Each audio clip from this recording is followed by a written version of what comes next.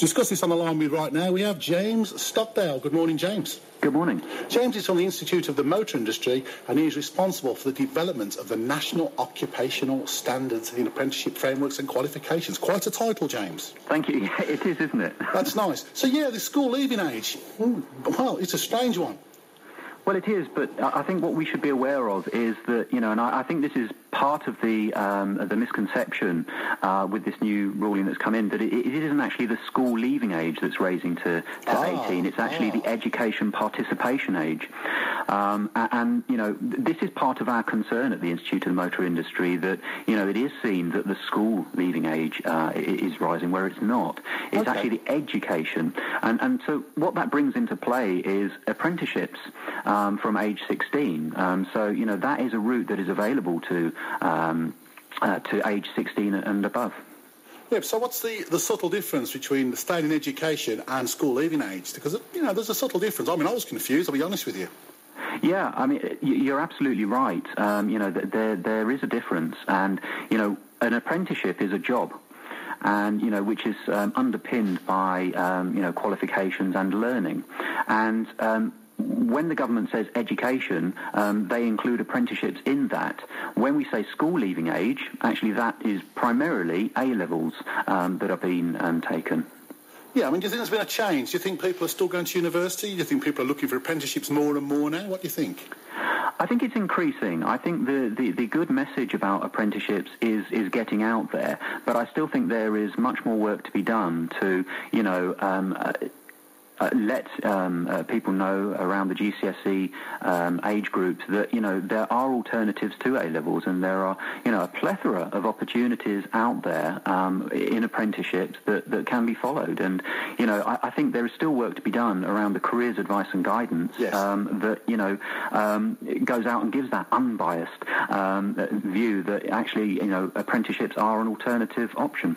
I think apprenticeships are good because I think, the graduate unemployment rate is quite high still, I think. So with an apprenticeship, you're sort of on-the-job training, as it were, so you're more or less guaranteed a job afterwards. Or is that the case, or is that not the case? Well, an apprenticeship is a job. So, exactly, you are fully employed whilst, you are an apprentice. So, you get all the same rights and responsibilities that anybody would get when they're employed, and you get a wage as well. So, it's a no-lose situation, really. OK, well, we're in the Birmingham Midlands area. What does the research show about our area?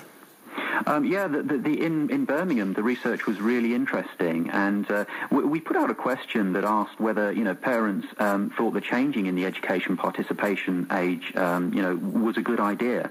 And 55% in the region came back and said they thought it was. Now, that's extremely positive. However, I think where we might see 45% who didn't think it was, we would ask the question, well, are they aware that, apprenticeships are included within that? Yes. In the vocational routes that I've been mentioning. OK, so what are the consequences of young people staying in education until they're 18? A lot of people will be quite cynical and say it's a government attempt to massage the unemployment figures.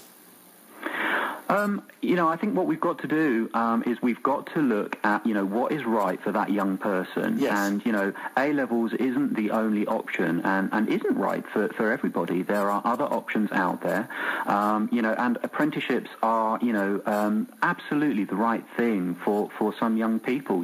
It's getting them out into the workplace. It's getting them that real work experience. It's getting them a qualification, and, they're getting paid while they do this. So, what we've really got to do is remember that, there are options out there, and, we've really got to bang that drum.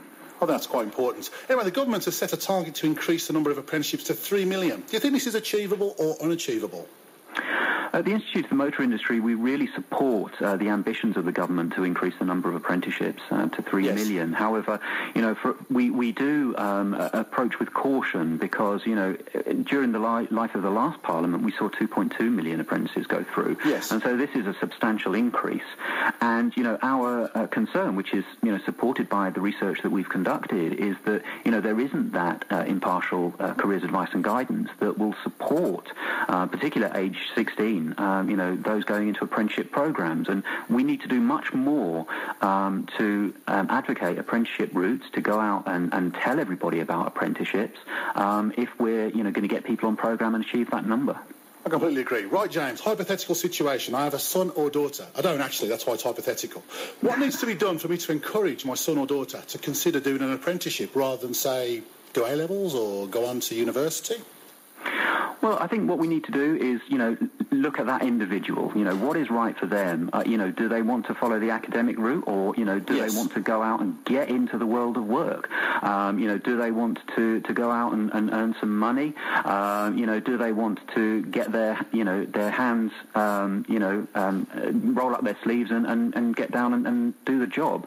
And so really it comes back to what is the appropriate choice for that for that learner?